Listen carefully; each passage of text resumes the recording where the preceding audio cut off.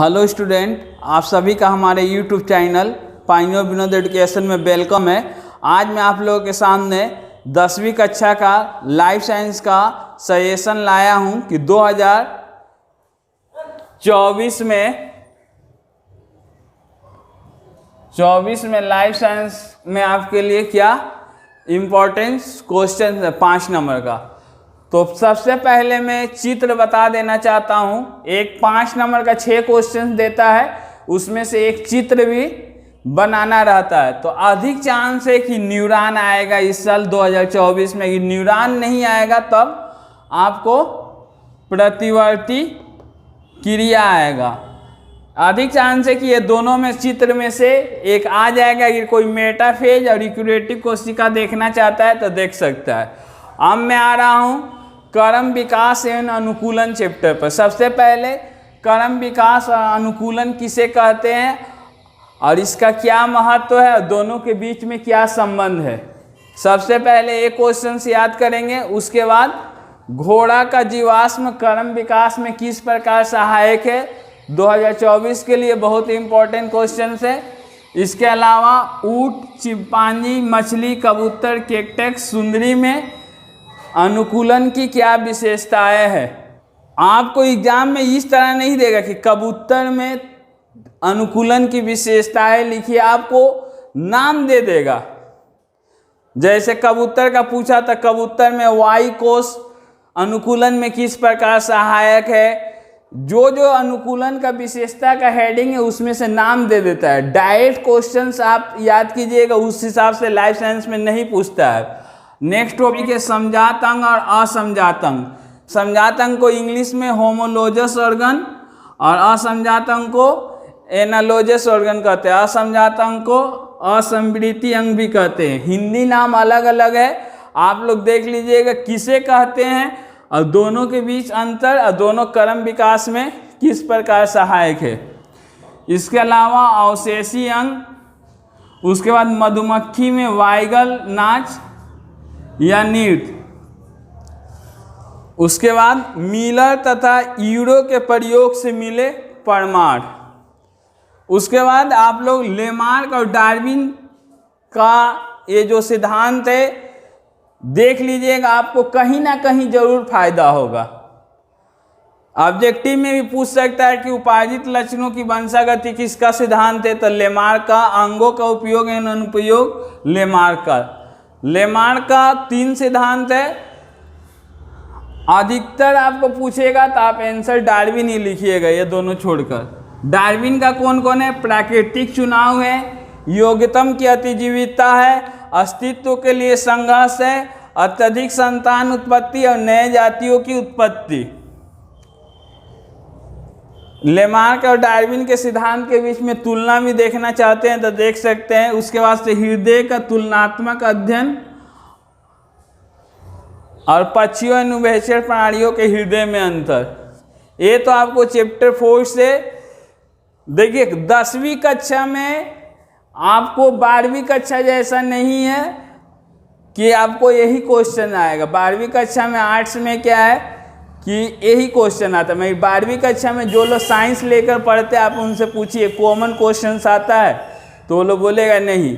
लेकिन 10वीं कक्षा में आप लोग इतना याद कर लीजिएगा तो जरूर आपको लाइफ साइंस में मिलेगा। 5 नंबर का यहाँ से जरूर क्वेश्चन मिलेगा। जो टॉपिक दिया है उसी टॉपिक में से आपको मिल जाएगा। उसके बाद से अगला चैप्टर है चैप्टर नंबर 5।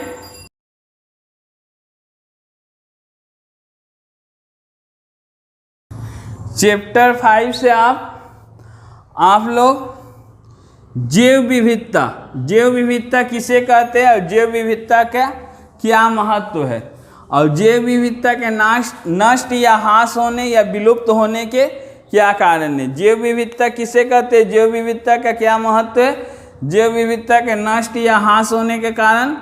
और रेड हॉट स्पॉट क्षेत्र, रेड हॉट जैव विविधता का कौन कौन रेड हॉट स्पॉट क्षेत्र है। जैसे भारत का पश्चिमी घाट पर्वत है, पूर्वी हिमालय है। उसके बाद यथा स्थल संरक्षण और बहिस्थल संरक्षण आप लोग देख लीजिएगा। उसका से संरक्षण से यहाँ से आपको कोई ना कोई एक आएगा ही। गिरी राष्ट्रीय उद्यान, शेर, बाघ, एक सींग वाला गेंडा, लाल पांडा, मगरमच्छ।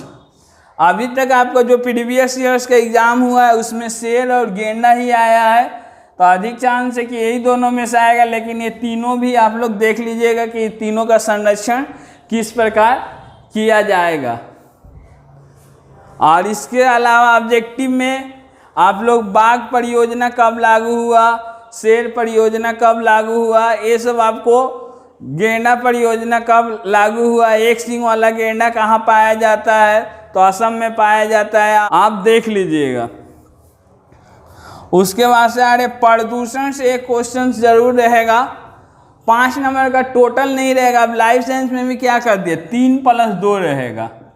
तो आप लोग इससे क्या क्या याद कीजिएगा प्रदूषण से, वायु प्रदूषण, जल प्रदूषण, ध्वनि प्रदूषण, मृदा प्रदूषण, मिट्टी प्रदूषण किसे कहते हैं, और चारों प्रदूषण का क्या कारण है और क्या प्रभाव पड़ता है, और रोकथाम के क्या उपाय हैं। यही क्वेश्चंस है, लेकिन एग्जाम में आपको अलग तरीका से आप याद करके गए कि जल प्रदूषण का क्या कारण है। अब एग्जाम में एक सवाल दिया कि मीठा जल प्रदूषित होने के क्या कारण है, तो आंसर वही होगा। बहुत से बच्चे घबरा जाते, बोलते कि आया ही नहीं। जो यहाँ पर टॉपिक जिस चैप्टर से बताया जा रहा है वही आएगा। आपको क्वेश्चन घुमा देता है, तो आप लोग थोड़ा क्वेश्चन ठीक से समझिए। जैसे एक साल पूछा है कि मनुष्य की अंधाधुंध क्रियाओं से पर्यावरण प्रदूषण होता है, इसके पक्ष में 3 तर्क लिखिए या 3 कारण लिखिए। तो कोई भी मनुष्य का 3 गो कारण लिख सकते हैं। वायु प्रदूषण से भी लिख सकते हैं कि यातायात के वाहनों जैसे ट्रक, बस, बाइक आदि चलाने से जो धुएं निकलते हैं उससे वातावरण प्रदूषित होता है या वायु प्रदूषण होता है। नालियों का गंदा जल नदियों में गिरने से वहाँ का जल प्रदूषित हो जाता है। कोई भी 3 लिख सकते हैं हम। इसी में से जोर से लाउड स्पीकर बजाने से ध्वनि प्रदूषण होता है। क्वेश्चन आप ठीक से समझिए, आंसर छोड़कर मत आइएगा। श्वास रोग है, आपको आ गया 2023 में कैंसर, पढ़ लीजिएगा। एसपीएम, ग्रीन हाउस और वैश्विक उष्णता।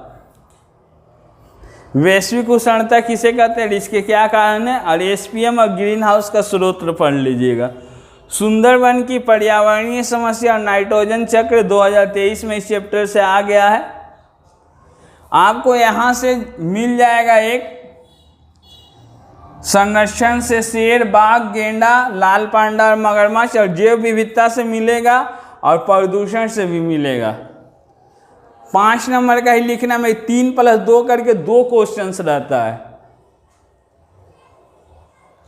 ये है मेरा लाइफ साइंस का पार्ट 1 का सेशन। यदि आपको वीडियो अच्छा लगे तो वीडियो को लाइक करें, शेयर करें, तथा चैनल पर नए हैं तो सब्सक्राइब करना ना भूलें।